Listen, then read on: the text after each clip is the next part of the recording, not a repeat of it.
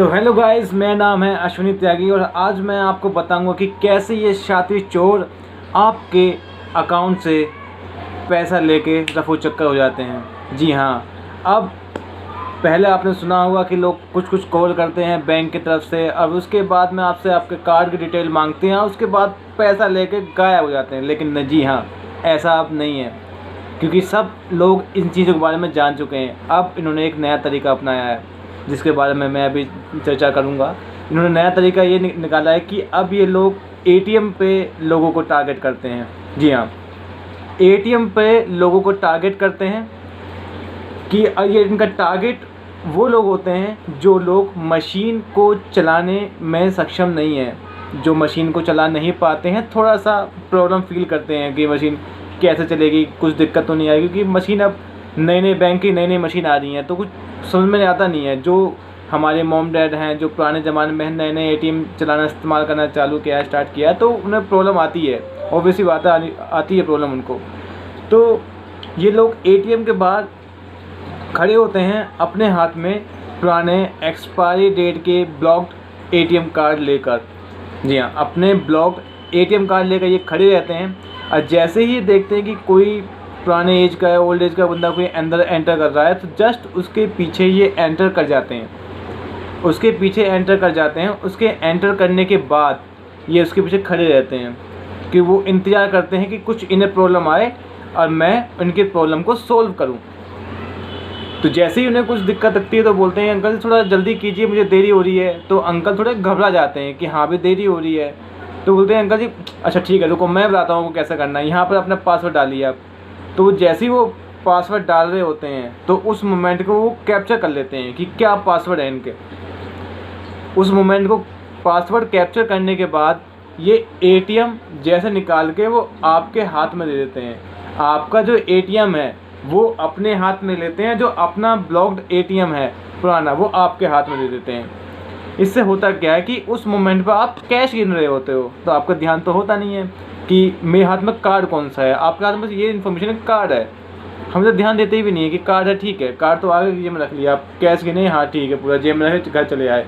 तो वो उस दिन नहीं, अगले दिन या उस दिन ही जितना भी आपके जो एक दिन की वैलिडिटी होती है कि आप इतना ही पैसा निकाल सकते हैं, ठीक है, तो उस हिसाब से ये अगले दिन या उसी दिन ही ट्राई करना चालू कर देते हैं।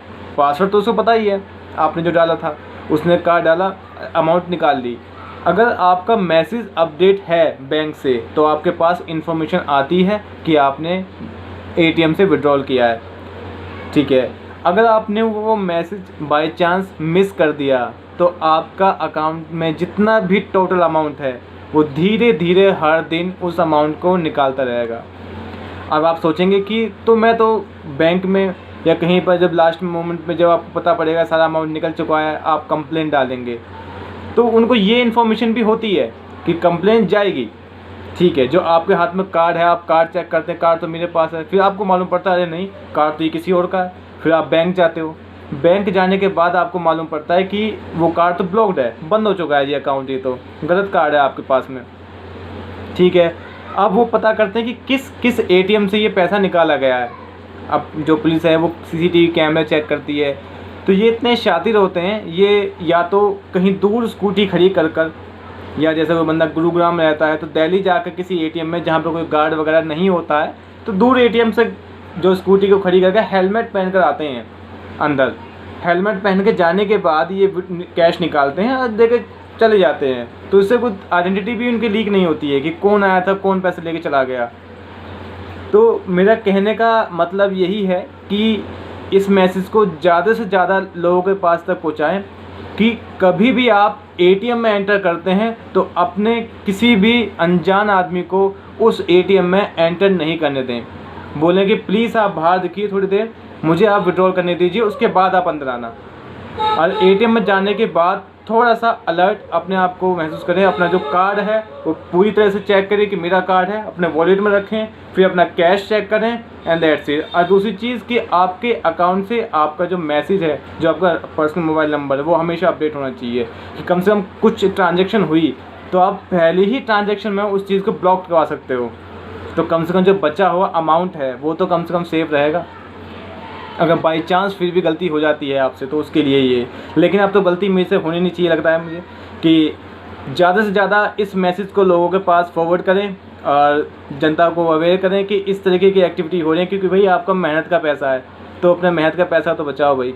इन लोगों के पास नहीं जाना चाहिए। अगर इन लोगों को ऐसे चीज़ें मिलती रहेंगी तो ये स्टेप करते रहेंगे तो हमें रोकना है।